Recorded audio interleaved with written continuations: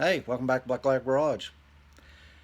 I've been getting that white ton truck ready to roll again, since we got rid of that junky HEI and all that, but, I need some tunes in it. I'm not real good at singing, well, unless I've had a few drinks, then, of course, everybody's good at singing then, or they think they are. Not good at yodeling, so, you know what? Let's put a radio in it, or a head unit, and these days you've got stuff like this, has a USB and Bluetooth and all that. Best of all, it's 29 bucks. I got it, some 6.5-inch door speakers, and I want to show you where the factory originally ran the speaker harness through from the door to inside the cab. I'll show you the right place to drill holes if yours doesn't have it already. So let's see what this radio does. Let's see how it sounds and see how I put her in there. Are you ready? Come on, let's get into it. You gonna help today? No? Okay.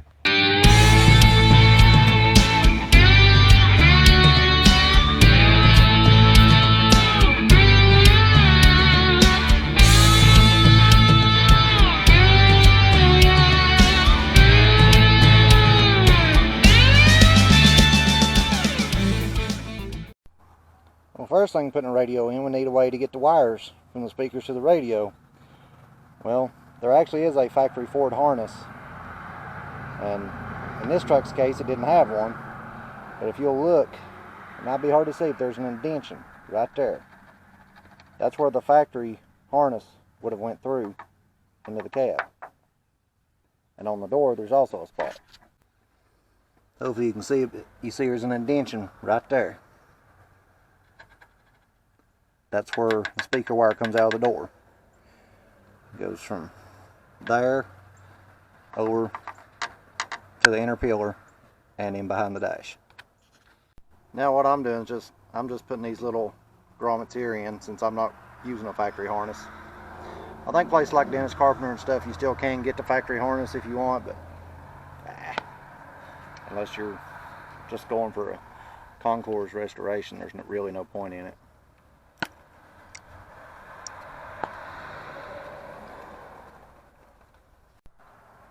Alright, got the speaker wire through the door. Now let's put it through the pillar and pull it through. Or attempt to anyway.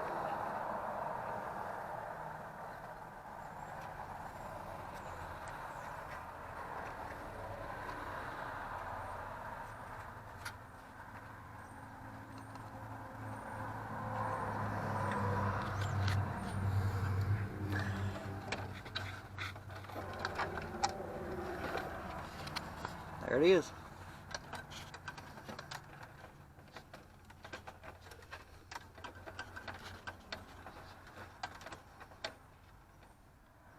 Now don't pull it like tight. Leave you a little bit of slack in it.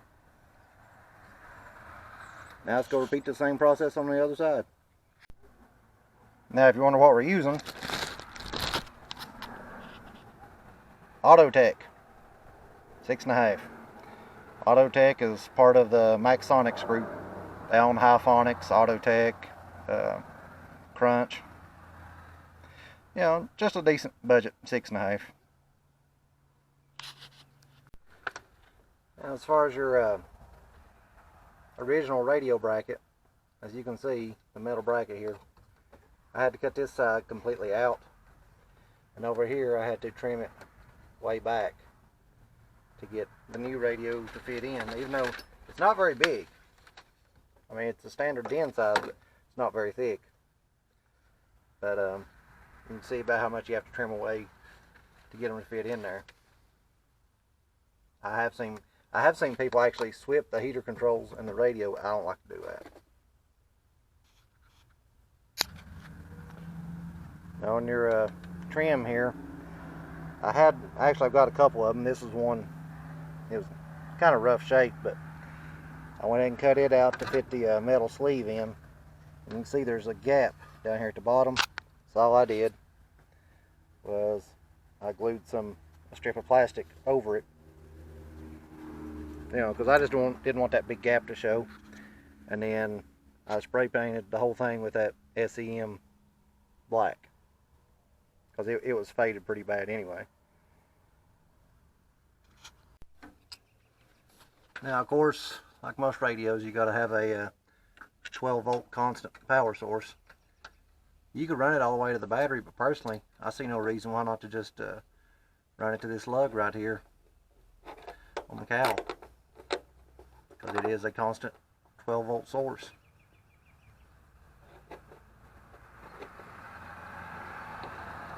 That's what I want to do anyway.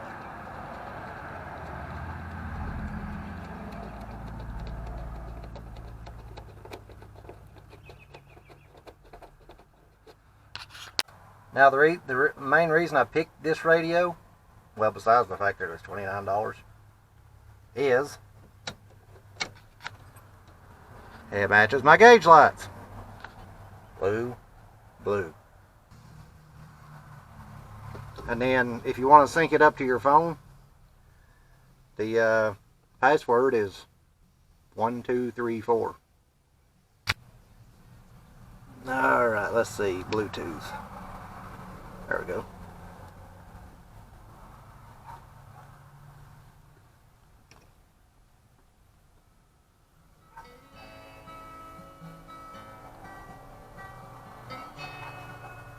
Bluetooth works just fine on it.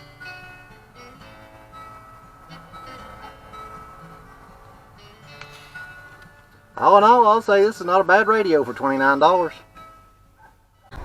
Okay, I'm out here in the truck right now. You should be proud of me. I went ahead and got new lens.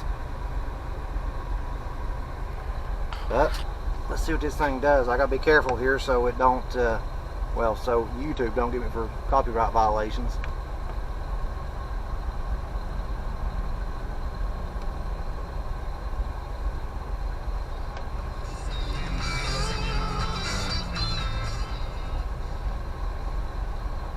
Well, I'd say it works really good. I wish I could show you more of it and let you hear more of it, but, well, we all know what'll happen.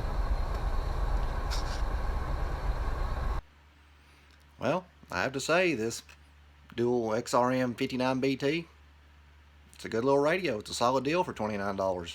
I mean, sure, yeah, there's a lot nicer stuff out there for anybody just wanting a radio and Bluetooth and USB inputs. It's perfect. Can't beat it. So, hope this helps some of you. Be sure and hit the thumbs up, like, subscribe, and as always, stay tuned. Me and the pups will be back with another one. See you.